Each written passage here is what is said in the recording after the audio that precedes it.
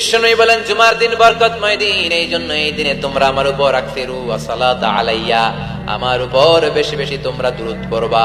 ফা ইন্না সালাওয়াতাকুম মা'রুদাতুন আলাইয়া, কেননা তোমাদের দুরূদ আমার কাছে পেশ করা হবে। সাহাবারা বললেন কাইফা সালাওয়াতুনা মা'রুদাতুন আলাইকা ইয়া রাসূলুল্লাহ ওয়া ক্বাদ আরিফতা, ও নবী মরার পরে আপনি পচে গলে মাটির সাথে মিশে যাবেন, মিশে যাওয়ার পরে আমাদের সালাতগুলো কে আপনার কাছে পৌঁছাবে, কেমন করে পৌঁছাবে? বিষ্ণু বললেন ইন্নাল্লাহ হাররামা আলাল আরদি আন তাকুলা আজসাদাল আমবিয়া, আল্লাহ তাআলা জমিনের মাটির জন্য নবীদের দেহ খাওয়াকে চিরকালের জন্য হারাম করেছেন। জমিনের মাটি আমারে খাবে না।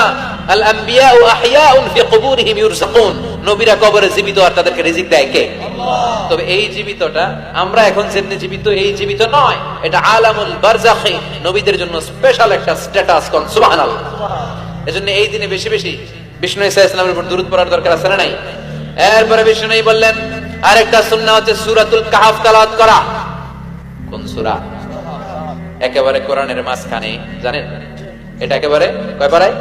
15 পারায়। এমন কি এই সূরা কাহফের মাঝখানে একটা শব্দ আছে ওয়ালিয়াতালাত্তাফ। দেখবেন কোরআনের সব শব্দ বাক্য এক মানে ফন্টে লেখা, এই ওয়ালিয়াতালাত্তাফ এটা আলাদা ফন্টে মোটা করে লেখা, কারণ এটা হচ্ছে মিডল অফ দ্য কোরআন, কোরআনের একেবারে মাঝখানে। এটার আগে যত শব্দ তারপরে তত শব্দ, এটার আগে যত অক্ষর তারপরে তত অক্ষর। সুবহানাল্লাহ পড়ে ওয়ালিয়াতালাত্তাফ আছে না নাই? এই সূরাটা যদি কেউ পড়ে অনেকগুলো ফজিলত। 1 নাম্বার ফজিলত ইয়াকুনু লাহু নূর ইয়াউমাল কিয়ামা, এই সূরাটা কিয়ামতের দিন তার জন্য একটা আলোক বর্তিকা হবে, আর এই আলো দিয়ে সে ফুলসিরাত পার হয়ে যাবে। আবার বিষ্ণু বললেন সূরা কাহফের প্রথম 10 আয়াত যে ব্যক্তি জুমার দিন তেলাওয়াত করবে উসিমা মিন ফিতনাতিদ দাজ্জাল, তারে দাজ্জালের ফিতনা থেকে বাঁচিয়ে দিবে কে?